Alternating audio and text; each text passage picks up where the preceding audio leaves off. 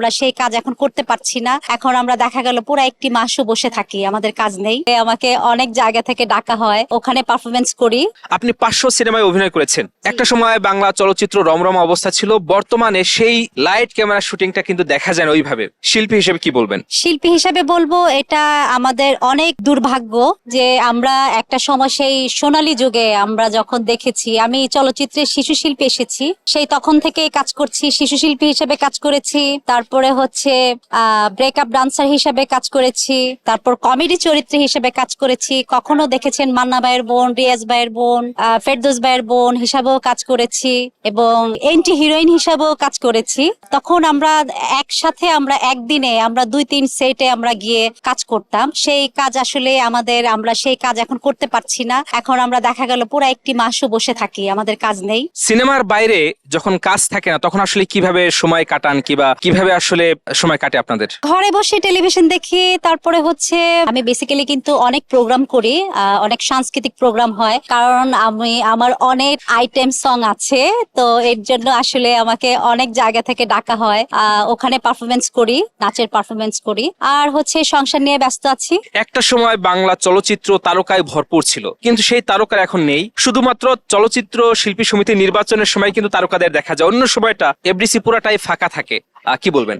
Shooting না থাকলে তো আসলে কেউ তো এফডিসি তে আসবে না, কারণ এটা হচ্ছে মানে এটা আমার একটা সাধারণ সেন্স। শুটিং না থাকলে আসবে না। আর যদি কাজ থাকে, কোনো মিটিং থাকে, কারো যদি অন্য কাজ থাকে, তাহলে তখন এফডিসি তে আসবে, তখন একসাথে আড্ডা মারে। আর হচ্ছে নির্বাচন আসলে কিন্তু এটা আমাদের মানে একটা ঈদের সময় চলে আসে, মনে হয় একদম ঈদ একটা ব্যাপার। প্রত্যেক দিনই কিন্তু আমাদের কিন্তু এরকম চলে। আসলে অনেক ভালো লাগে, এই ভালো লাগাটা হচ্ছে অন্যরকম, কারণ এই সময় কিন্তু আমাদের শিল্পীরা ঘরে বসে থাকে না, আমাদের শিল্পীরা সব চলে আসে। তো আমাদের শিল্পীরা কিন্তু আসলে আনন্দ চায়, বিনোদন চায়। আপনাদেরকে, দর্শকদেরকে আমরা বিনোদন দেই, কিন্তু আমরাও কিন্তু বিনোদন চাই। আমরা একটা সময় অনেকেই আর্টিস্টরা অভিনয় করতেন সিনেমায়, যাদের আসলে কাজ নেই, তাদের যারা কাজ করতে পারছে না ইচ্ছে করলেও, তাদের সময়টা আসলে সিনেমার বাইরে কেমন কাটে? যারা কাজ করছে না তাদের তো আসলে সিনেমা দেখে, তাদের অতীতের কথা মনে করে, কোথায় শুটিং করেছিল। যেমন আমি নিজেই কিন্তু ঘরে যখন বসে ছবি দেখি, তখন আমি ভাবি আমরা এই সময়টায় আমরা আনন্দ করেছি,